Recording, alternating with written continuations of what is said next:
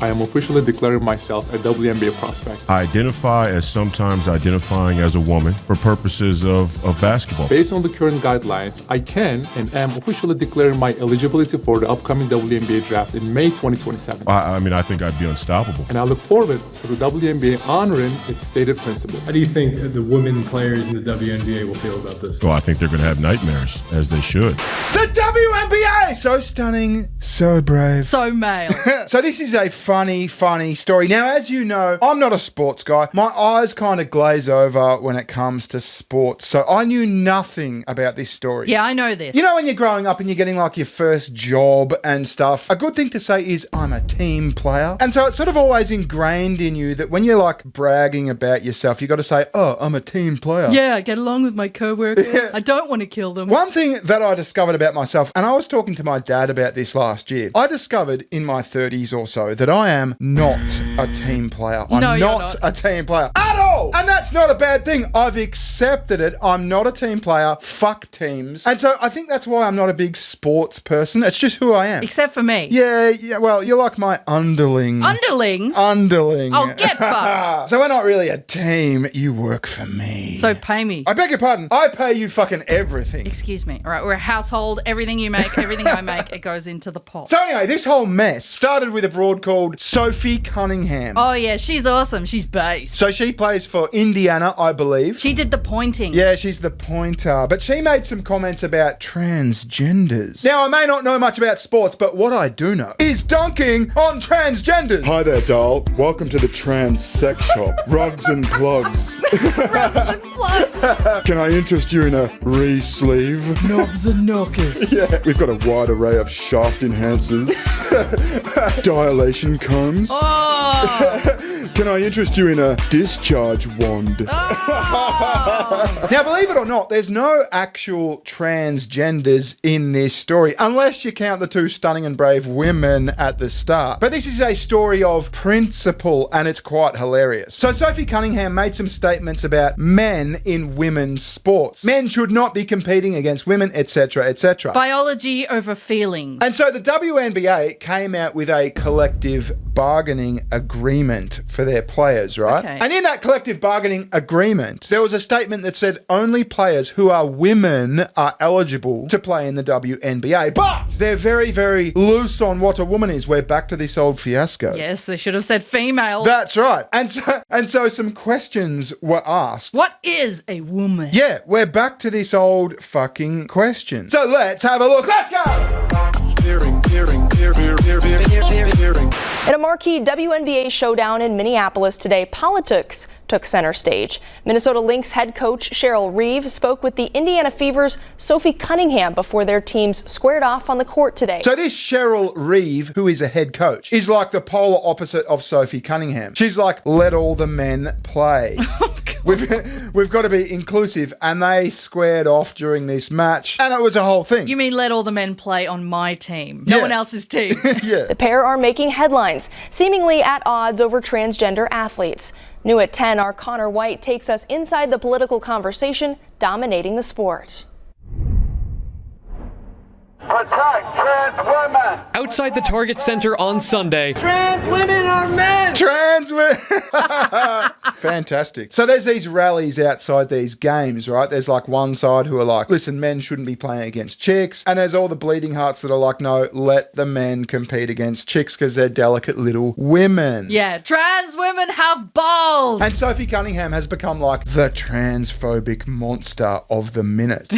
Protesters gathered, voicing both support and opposition in the wake of Indiana Fever player Sophie Cunningham's interview with ESPN in July, where she said, I want to protect young girls in a locker room or young girls in sport who shouldn't have to go against biological men. In the week since, a group of people have rallied behind her words at Fever games, including an away game in Seattle where Cunningham said her stance is common sense. I have never once said I hated the trans community. Like I said, I think there's space for everyone. To me, it's a human rights issue. Every kid has a right to sports. Minnesota Minnesota Lynx head coach Cheryl Reeve addressed the demonstrations ahead of time. So this Cheryl Reeve is going with the old line of, oh, there's space for everyone. Yeah, there's space for these men in men's sports. In your own category. Yeah, and we've got this row of fat women. Look at the two on the right. Look at the glasses. I mean, it's like a fucking uniform at this stage. Are we liberal? Yes, they are. Trans kids belong in, yeah, sure. Trans kids belong in sports, in their own sexes sports. Yes. Saying this on Saturday. What's bothersome is that there's a faction of people in our country that are making this a massive issue. Before the Lynx beat the Fever 108-100, Reeve and Cunningham were spotted having a conversation courtside. The Lynx coach sporting a shirt that reads, "Trans kids belong," during the game. We both talked about, wanting to, more than anything, educate, and there are some things that we have in common and maybe some things you differ on. Minneapolis police say about 60 people in total rallied in protest and counter-protest. While about half had signs with messages like "Let all girls play," the other half pushed back against transgender inclusion. I love that sign. Trans women are men. So the thing is, Sophie Cunningham isn't even that abrasive about this whole thing. She's actually very reasonable. I think that there are rights that need to be protected, and like I said, I'm going to stand true to that. I'll never falter in my beliefs in that, but I have never once said I hated the trans community. Like I said, I think there's space for everyone. Yeah, but you're still going to be painted as a monster. You know what it is? It comes right back down to it. We don't want no schlong in our change rooms. Well, yeah, there's that, but there's also the biological advantages. Oh, of course. I'm just putting that aside for a sec. You're going to get fucked up by a bloke in basketball. In any sport, you're going to get fucked up. Yeah. So it got a bit crazier, and a co-owner of a basketball team actually got suspended and fined for cursing out a bunch of teenage girls who were like, yeah, go Sophie, you're sticking up for our rights, sort of thing. The WNBA fining and suspending a Seattle Storm co-owner after she allegedly cursed out two teenagers that were sitting courtside as they held signs thanking Sophie Cunningham for protecting women's sports. Donald Trump chimed in. Well, this is actually about 3 years old, but people are resurfacing it like it's new kind of thing because it could be. It's become relevant. It's become relevant. If he said this last week, it would make sense. I'd be the greatest women's basketball coach in history. What would you do, Don? Because I don't like LeBron James. I like Michael Jordan much better. But I'd go up to LeBron James. It doesn't matter. I'd say, LeBron, did you ever have any desire to be a woman? Because what I'd love you to do is star on my team that I'm building up. I will have the greatest team in history. They'll never lose. Nobody will come within 70 points of this team. Like I said, if he said that last week in light of all this, it wouldn't surprise me at all. I think he has come out in support of Sophie Cunningham. He's bigged her up and shit. So has JD Vance. But then we come to Royce White and Kanter Freedom. I think he's got another name, but it's someone Kanter Freedom. Kanter Freedom? Yeah. Just freedom. So they're two male NBA players who have, in light of this whole fiasco, nominated themselves as draft picks for the WNBA. And this is real. These are real people. These are real people, and this is just recent. This is the last few days. Not AI. It's not AI. I am officially declaring myself a WNBA prospect. If simply declaring who you are is all that's required, then I meet every single requirement necessary to compete in the WNBA. My team and I have carefully examined the WNBA's eligibility criteria and governing framework surrounding self-identification and inclusion. So I didn't know about that. Apparently there's a self-identification aspect to this whole thing as it stands. So right now, all you got to do is say, yeah, I'm a lovely, petite, little woman. Yes. Let me play. And so these dudes are saying, yeah, fuck, that's me. I'm a petite, lovely, little woman. Based on the current guidelines, I can and am officially declaring my eligibility for the upcoming WNBA draft in May 2027. I am definitely not here to mock, make fun of, or disrespect any community or personal choices. I am simply asking that the current rules be applied equally to everyone. The rules that represent the very values many WNBA players and coaches have publicly advocated for. My team and I are prepared to ensure these guidelines are applied equally, consistently, and without exception. And I look forward to the WNBA honoring its stated principles. See you at training camp.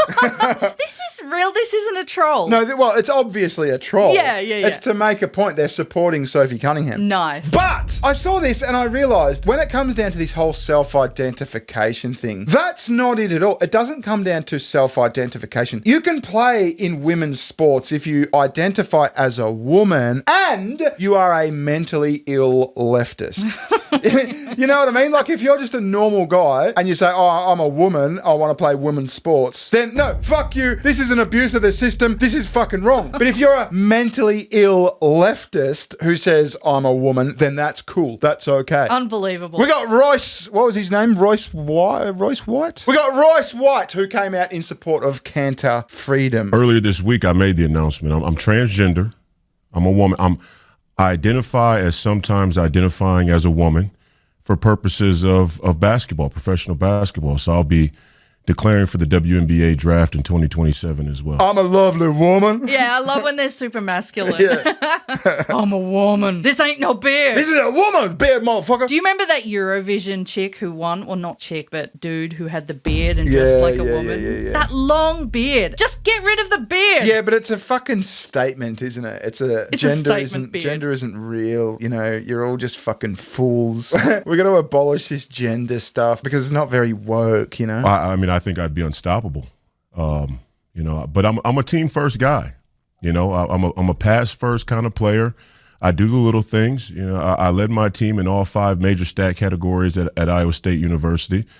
So I do a little bit of everything. I'll do whatever the coach needs me to do. I'll do whatever the girls need me to do. What he says next about palming a basketball is just, it fucking hits home. You go, wow. Okay, this is actually quite fucking hilarious. And the way that the WNBA have scrambled at these two motherfuckers is actually quite funny. We've got that coming up. I think it's only fair. I see other great minds, other great athlete, political minds like Enes Kanter. You know, great minds think alike. And it's only fair that some of us get a shot to play in the Women's Association. I think I'd be a great fit. You know, I still have low mileage as a player, and you know, I got the natural fair skin and the nice, you know, thick eyelashes and whatnot.